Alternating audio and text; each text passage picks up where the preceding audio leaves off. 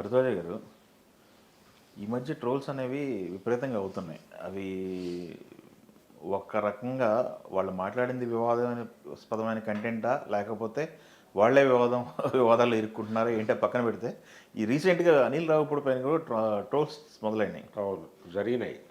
అది ఏంటి పరిస్థితి? అది సారీ చెప్పాడు కదా, దాదాపు సవరించుకుని నా ఉద్దేశం అది కాదు అని చెబుతూ, అంటే ఐపీఎల్ సీజన్లో థియేటర్లకు జనాలు రావడం లేదు అనేది ఒక చర్చ నడుస్తోంది. నెలన్నర నుంచి ఎవడో థియేటర్కి వెళ్ళట్లేదు. అది కారణాలు ఏదైనా కావచ్చు, పెద్ద టాపిక్ అనుకోండి ఇది. అంటే ఒకటేమో ఎలక్షన్. అవును. ఈసారి సమ్మర్కి పెద్ద సినిమాలు ఏవీ లేవు. ఎందుకు వేకేట్ చేశారు సమ్మర్ని అంటే, ఒకటి ఎలక్షన్ హడావిడి, రెండోది ఐపీఎల్. బయట ఎండలు ఎండలు ఉన్నప్పటికీ థియేటర్కి వస్తారు అనేటువంటి హోప్. అంటే పెద్ద సినిమా ఉంటే రావచ్చు. అలా వెళ్ళిన సందర్భాలు ఉన్నాయి కదా. కానీ వాంటెడ్గా థియేటర్కి వెళ్ళటం లేదు జనాలు అనేది ఒక ఫీలింగ్ చాలా రోజుల నుంచి ఇండస్ట్రీలో చాలామందికి ఉంది. ఆ అభిప్రాయంతోనే ఆయన మొదట ఆ మాట అన్నాడు. థియేటర్లకు రండి, ఐపీఎల్ దేవుంది చూసుకోవచ్చు, థియేటర్ని వదిలేస్తారా మీరు? ఎంతకాలం నుంచి మీరు ఎంటర్టైన్మెంట్ కోసం థియేటర్ల మీద ఆధారపడి ఉన్నారు? ఎంతకాలం నుంచి థియేటర్లు మీ ఎంటర్టైన్మెంట్ నీడ్స్ తీరుస్తున్నాయి? అటువంటి థియేటర్లను మీరు సీతకన్నేసి పక్కకి నెట్టేస్తారా అన్న టోన్లో మాట్లాడాడు. అదేం నెగిటివ్ ఏం కాదు, అతను మాట్లాడింది పాజిటివే. కాకపోతే ఒక చిన్న సమస్య ఉంది అక్కడ. థియేటర్ ఆడియన్స్ ఫ్రెండ్లీగా లేదు ఇప్పుడు. మీరు థియేటర్ని బాగు చేసుకోండి, మీరు థియేటర్ని ఆడియన్స్ ఫ్రెండ్లీగా మార్చటం మీద దృష్టి పెట్టండి, జనాలు థియేటర్కి వస్తారు అని ఒక సహేతుకమైనటువంటి కౌంటర్ పడింది. దాని ఆధారంగా ట్రాల్స్ మొదలైనాయి. ఈ ట్రాల్స్ ఎప్పుడైతే మొదలైనాయో తను ఈ వివాదంలోకి అనవసరంగా కూరుకుపోతున్నాను అనేది ఫీల్ అయ్యాడు ఆయన. ఫీల్ అయిన ఆ ఉద్దేశం అది కాదు అని చెబుతూ, ఐపీఎల్ చూసుకోండి, తర్వాతే థియేటర్కి రండి, ఏం పర్వాలేదు అన్న టోన్లో వివరణ ఇచ్చాడు. కానీ అనిల్ రావిపూడి లాంటి వాడు సీరియస్గా, అంటే థియేటర్ రైట్స్ అనేది కేవలం సినిమాకి ఆర్థిక ఆలంబనగా నిలబడేటువంటి ఒక ఏరియాగా మారిపోయింది. ఒకప్పుడు సినిమాకి డబ్బులు అంటే కౌంటర్ నుంచి వచ్చే డబ్బులు అంతేగా. ఇప్పుడు పరిస్థితి అది కాదు. అది కేవలం ఒక భాగం మాత్రమే. డిజిటల్ రైట్స్ అమ్ముతున్నారు, శాటిలైట్ హక్కులు అమ్ముతున్నారు, ఓటీటీ హక్కులు అమ్ముతున్నారు. ఇలా రకరకాల హక్కుల మధ్యలో ఇది ఒక భాగంగా మారిపోయింది థియేటర్కల్ రైట్స్ అనేది. సో థియేటర్కల్ రైట్స్ తీసేస్తే ఏమిటి పరిస్థితి? నేరుగా సినిమా వేయడానికి కూడా ప్లాట్ఫామ్స్ రెడీగా ఉన్నాయి. ఈ పరిస్థితిలో థియేటర్ బతుకుతుందా చచ్చిపోతుందా అనేటువంటి చర్చ కూడా జరిగింది ఈ మధ్య. ఇటువంటి టైంలో ఒక పెద్ద డైరెక్టరు, రీసెంట్గా ఒక మంచి హిట్ సినిమా తీసినటువంటి డైరెక్టరు థియేటర్ మీద ఈ మాట అనేసరికి చాలామంది గాయపడ్డారు. దాన్ని గుర్తించాలి అతను. గుర్తించి థియేటర్కి రావడానికి జనాలు ఎందుకు భయపడుతున్నారు, ఎండల గురించి కంటే కూడా, ఎండల కన్నా లేకపోతే అక్కడ ఉండేటువంటి కంటెంట్ కన్నా కూడా, సాయంత్రం పూట సరదాగా థియేటర్కి వెళ్దాం అనే పరిస్థితుల్లో థియేటర్లు లేవు.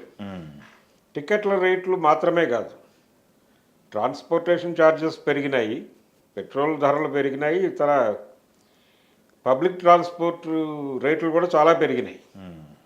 వీటిని పక్కకు పెట్టేసిన, వీటిని మించి థియేటర్లో స్నాక్స్ రేట్లు బాజేస్తున్నారు. దీనికి భయపడుతున్నారు జనాలు. సింగిల్ స్క్రీన్స్ ఆల్మోస్ట్ వెళ్ళిపోయినాయి, కొద్దో గొప్ప ఉన్నాయి. మల్టీప్లెక్స్ రాజ్యం నడుస్తోంది.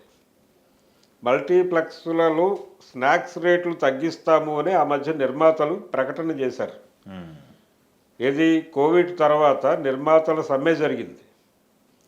ఆ సమ్మె కంక్లూడ్ చేస్తూ ఏర్పాటు చేసినటువంటి ప్రెస్ మీట్లో చాలా క్లియర్గా వాళ్ళు చెప్పిన మాట ఏంటంటే, మా దృష్టికి వచ్చింది ఈ విషయం, మేము ఈ థియేటర్స్ చైన్ వాళ్ళతో మాట్లాడుతున్నాము, కాబట్టి థియేటర్లలో స్నాక్స్ రేట్లు అందుబాటులో ఉంచేలాగా మేము ప్రయత్నం చేస్తాము, ఏం పర్వాలేదు, థియేటర్ అనేది ఆడియన్స్ ఫ్రెండ్లీగా మార్చడానికి మా ప్రయత్నాలు మేము చేస్తున్నామని చెప్పారు ఆ రోజు. కానీ ఆచరణలో జరగలేదు అది. జరగలేదు. ఈ రోజుకి అదే జరుగుతోంది. ఈ మధ్య తేజ అన్నాడు, పాప్కార్నే చంపేస్తుంది థియేటర్ని అని. అది వాస్తవం. అందుకని ఆ ఏరియాలో ఎలాగూ తను కన్సర్న్ పెట్టాడు అక్కడ. అంటే థియేటర్ని కాపాడుకోవాలి అనే ఉద్దేశం అనిల్ రావిపూడికి ఉంది. ఉండే ఆ మాట మాట్లాడాడు. సో ఇప్పుడు ట్రాల్ చేయటం కాదు చేయాల్సింది, అనిల్ రావిపూడిని ఆయనకు విషయం అర్థం చేయించి ఆయన్ని లీడ్ రోల్లో పెట్టి ఈ ఇష్యూని మళ్ళీ ఓపెన్ చేయిస్తే, ఇప్పుడు తనలాంటి డైరెక్టర్లు ఒక ఇద్దరు ముగ్గురు ఓపెన్ చేస్తే సీరియస్గానే ప్రొడ్యూసర్స్ లేకపోతే మరొకళ్ళు స్పందించడం మొదలవుతుంది. మొదలై కొంచెం ఈ థియేటర్ చైన్ వాళ్ళతో మాట్లాడి, బాబు పాప్కార్న్ మరీ 1000 రూపాయలకు అమ్మకండి అని చెప్పి ఒక సయోధ్య ఏర్పాటు చేసే ఛాన్స్ దొరుకుతుంది. అటువైపు డ్రైవ్ చేయాలి ఆయన. ట్రాల్ చేస్తే ఏంటంటే ఇప్పుడు ఆయన టోటల్గా ఇష్యూ నుంచి వెనక్కి వెళ్ళిపోయాడు ఆల్రెడీ. అందుకని ట్రాలర్స్ పట్టించుకోవాల్సిన విషయం ఏంటంటే ఎవరు ఏం మాట్లాడుతున్నారు అనేది ఒక్కసారి విచక్షణతో ఆలోచించి, ఆయన ఒకవేళ ఒక ఏరియాలో పాజిటివ్గా జనం కోసం వచ్చాడు, థియేటర్ని కాపాడుకోవాలనే తపన ఒక పెద్ద డైరెక్టర్కి ఉంది అన్నప్పుడు ఆ పెద్ద డైరెక్టర్ని మన వైపు నిలబెట్టుకోవడానికి మనం ఏం చేయాలి అనేది ఆలోచించాలి తప్ప దాడి చేసి బెదరగొట్టి అసలు దీని గురించి అనవసరంగా మాట్లాడని సంజాయిషి ఇచ్చుకునేదాకా తీసుకెళ్ళకూడదు. అది తీసుకెళ్ళారు ఆల్రెడీ.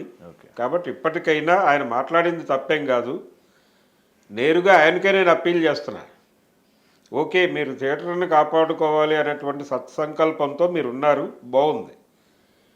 ఇదివరకు ఎలా ఉండేది, సరదాగా సాయంత్రం పూట వెళ్ళి థియేటర్లో కూర్చుందాం అనుకునేవాళ్ళు, జేబులో 10 రూపాయలు ఉంటే థియేటర్కి వెళ్ళిపోయేవాళ్ళు. ఆ పరిస్థితి తీసుకురండి మీరు.